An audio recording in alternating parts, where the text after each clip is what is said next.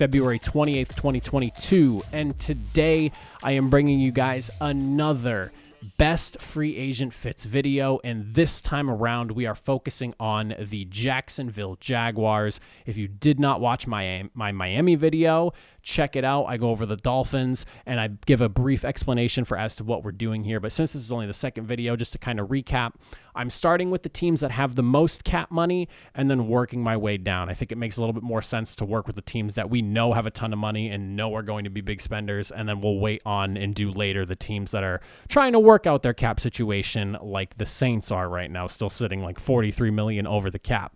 So hit that like button, hit that sub button, and Jaguars fans, let me know as I'm going through this here. Who do you want to see the Jaguars bring in free agency? There are some solid guys that are going to be going into the market here. I think this will be a pretty busy free agent market if you'd ask me. And the first guy on the list that I have for you is to shore up that offensive line and pick up a big ticket guy in offensive tackle, Teron Armstead. You slap a 3 to 4 year deal on him and you lock up the blind side for Trevor Lawrence and help this guy for the next handful of years as he learns and grows in the NFL. This is a can't-miss opportunity for the Jaguars. You live in a great place like Florida. It's an attractive location. You now have stability at the head coaching position and what seems like some positive change for the Jaguars after what was a tumultuous year, to say the least, I guess, with the whole Urban Meyer situation. But now you have a guy like Doug Peterson, a proven head coach, a Super Bowl winning head coach, and a guy like Teron Armstead, who I'm sure wants to get a ring to really solidify himself in the NFL history books. You got the money, you have the quarterback for him to block against, and I understand you have Cam Robinson, who's potentially going to be a free agent as well. Well, should they decide to lock him up, I mean, you just throw him to the right side and boom, you have the left and right tackle positions locked up for the next 3 to 4 years, and you can't really complain after that. I think it looks really good for them. It'll, on top of that, only help improve the offensive line in a ground game that was ranked 11th worst in the league in per yardage average.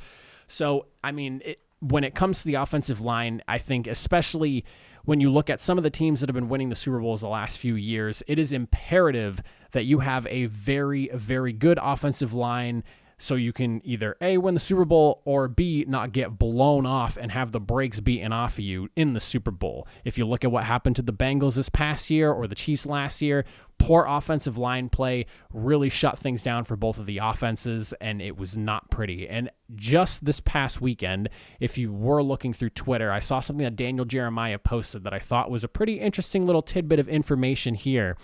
Of the last 5 Super Bowl winning offensive lines, while 14 of the linemen were taken in the draft, the other 11 linemen that played were picked up through free agency or were an undrafted free agent or through a trade. So while growing your own homegrown offensive line talent is great and it's excellent because typically they're playing on team-friendly deals, a lot of these teams were also spending money, making moves to bring in guys like Teron Armstead to help shore up the offensive line. And I think, in my opinion, it would be a mistake where if the Saints are not able to get under the cap enough to bring a guy like Teron Armstead back, you have the money, second most cap room in the NFL, go after your guy and protect Trevor Lawrence with every dollar that you can, in my opinion. For the second person that I have on this list, and I do have 3 for you guys today because there is a lot of help that needs to be brought into Jacksonville, in my opinion. The second guy, and I think that this would be a very storybook type thing, would be to find a legit number 1 target, and Laquan Treadmill, all respect goes to him for the year that he had. Him and Trevor Lawrence seem to have a pretty solid connection throughout the year, so I expect them to bring Laquan Treadwell back. He would be an excellent number 2 guy, maybe number 3 if they really bring in a bunch of receiver talent, but an excellent number 2 guy at the very least is if they brought back and had a reunion with wide receiver Allen Robinson. I'm thinking like a 3, maybe 4 year type deal. Lawrence needs a legit number 1. And you guys can take all the skill position talent, whether it's wide receiver and maybe not so much running back, but tight end as well, because it feels like tight end's starting to become skill talent the more and more we see the passing game evolve in the NFL. My hope is that if you have Laquan Treadwell, who again, number 2 at best, more likely going to be the number 3 though, DJ Chark returns from his injury, comes back to form and starts playing like he did the year prior, where he was really showing up and surprising a lot of people. You pair him with Robinson, who has always produced in the NFL as long as he was healthy, despite whoever was throwing him the football, especially while he was in Chicago. You have a legit trio of wide receivers who can get things done and make life easier for Trevor Lawrence.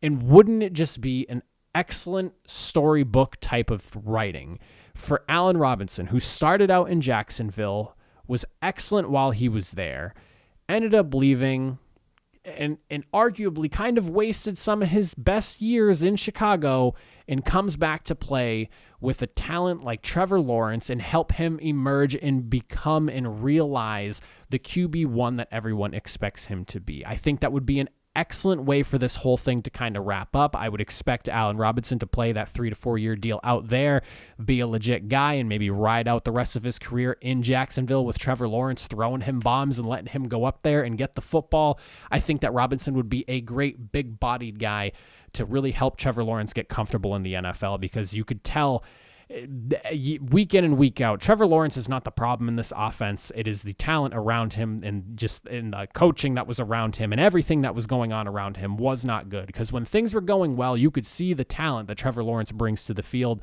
He needs some guys, and I think Allen Robinson would be an awesome pickup and an awesome reunion story to bring back in. I would love to see it.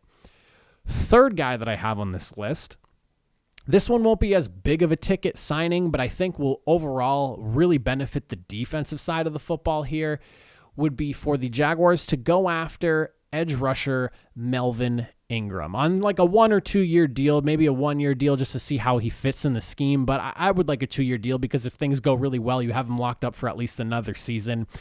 He's older, 32 years old. He'd be 33 years old next season as he's playing through the year. But he is a short-term solution for a defensive line that struggled for the most part of the year. You, of course, have Josh Allen on the other side of the ball, the real Josh Allen, you Jaguars fans, I know you'd say. But he would be an excellent pairing, because he's not the Melvin Gordon, the number 1 guy that he was the earlier part of his career. He has definitely slowed down a little bit, but he still is effective. And if you pair him up with a guy like Josh Allen, and he's that number 2 where Josh Allen's eating up the double teams, it would help get him open and be able to get after the quarterback, maybe force some pressures, but also help in the run D. A run defense that really struggled last year, was one of the worst in the league. Having somebody like Melvin Ingram, who's older, a veteran type of guy, leadership type of role on a younger roster, I think would only help benefit this team. And especially for newly hired head coach Doug Peterson, it would allow him to have a guy who's a veteran with leadership ability, who can, help reach the younger portion of the roster, especially on the defensive side of the football. Again, he's a short-term solution. He's not a guy that's going to flip the script and, completely blow this defense up and be a massive difference maker, but he's going to be a piece that is going to help build on this defense. And again, you bring him in for a year, maybe 2, maybe even 3 if things are going really, really well, and it allows you to maybe draft a guy or find a younger guy to try to develop behind him and learn from him and Josh Allen as he grows, whoever that potential person may be. He's an excellent piece to the team. Again, he's not the final piece of the puzzle. He is a piece to the team that I think would really benefit this unit and really improve things on the defensive side of the football for the Jacksonville Jaguars, especially in the run game, because he was better at defending the run than he was getting after the quarterback last season. So think about that. I think PFF had him somewhere around like a 83 grade, roughly, give or take, somewhere within that ballpark. So I think he would be an excellent piece to help shore up that defensive line. But those are 3 of the guys that I have selected here for the Jacksonville Jaguars. Again, Jaguars fans, you all know your team better than I do, more than likely. So let me know in the comment section down below. Who would you like to see the Jaguars go after this year? Again, you have $56 million to play with in free agency. That's a lot of money to spend. You don't want to go too crazy, but you do want to bring in guys that are going to help solidify the core nucleus of players you have around here, help improve, the defensive side of the football, the skill position side on offense there. There's a lot that you can really play around with. What do you think are the most important positions needed to be filled that you could snap and quickly sign and fill and help improve some things over in Jacksonville through the free agent market. Let me know. I appreciate you guys for watching. I'll catch you in the next video. Have a good one.